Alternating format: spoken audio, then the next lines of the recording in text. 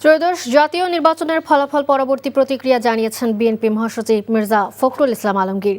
ঠাকুরগাঁওয়ে গণমাধ্যমের সাথে কথা বলছেন তিনি। নির্বাচন হলে বিএনপির ভূমিধস বিজয় হবে, কারণ বিএনপি 15 বছর ধরে এই ফ্যাসিস্ট সরকারের বিরুদ্ধে লড়াই করেছিল। তারও পূর্বে বিএনপির ইতিহাস হচ্ছে স্বৈরাচারের বিরুদ্ধে বেগম খালেদা জিয়ার নেতৃত্বে 9 বছর সংগ্রাম।